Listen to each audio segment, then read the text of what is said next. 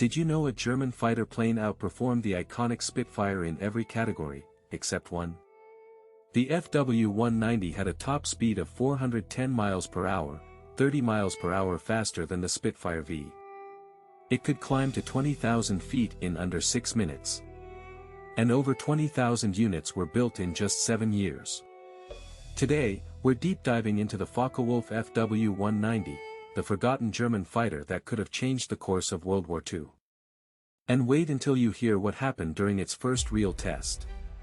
In 1936, Germany needed a new fighter to replace the aging Bf-109.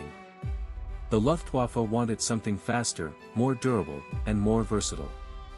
Enter Kurt Tank, an aeronautical engineer at Focke-Wulf.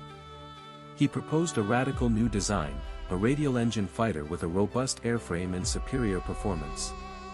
The first prototype, the FW-190V1, took its maiden flight on June 1, 1939, just months before the outbreak of World War II. The Luftwaffe was impressed. But turning this idea into reality would prove far harder than anyone imagined.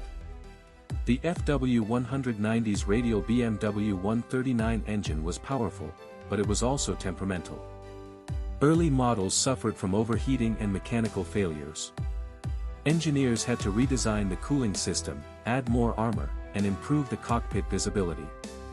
The project was delayed by over a year. Despite the setbacks, the FW-190 was a marvel of engineering. It had a wingspan of 36 feet and could carry up to 1,100 pounds of bombs or fuel. The cost of production was also a concern. Each FW-190 cost around 60,000 Reichsmarks, significantly more than the Bf-109. But the real test was in the air. In 1941, the FW-190 was deployed to France, where it faced off against the RAF in the skies over the English Channel. The FW-190's first operational use was in May 1941, when it was deployed to support the invasion of Crete. Pilots were stunned by its speed and firepower. The FW-190 had a top speed of 410 miles per hour, 30 miles per hour faster than the Spitfire V. It could reach 20,000 feet in under 6 minutes, a remarkable climb rate for the era. Pilots praised its ruggedness and firepower. The FW-190 was armed with two 20mm cannons and four 7.92mm machine guns, a devastating combination. But the real test was yet to come. As the war escalated, the FW-190 would face some of the most skilled Allied pilots in the skies over Europe. On August 12, 1942, during the Battle of Britain, the FW-190 proved its mettle. It outmaneuvered Spitfires and shot down dozens of enemy aircraft. Despite its superior performance, the FW-190 was rarely used in dogfights. Pilots preferred it for ground attacks. It was more durable and could carry more ordnance. The FW-190 was responsible for over 1,500 Allied aircraft shot down during its service.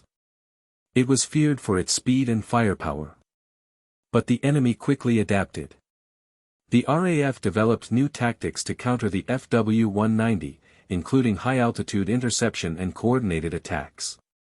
By 1944, the FW-190 was being used in a variety of roles, as a fighter, fighter-bomber, and even as a night fighter. It was one of the most versatile planes of the war. The FW-190's legacy is complex. It was a technological marvel that outperformed many Allied fighters, but it was rarely used to its full potential. Over 20,000 FW-190s were built in just 7 years, making it one of the most produced fighters of World War II. It influenced future German aircraft designs, including the Ta-152. Today, the FW-190 is remembered as one of the most underrated fighters of the war.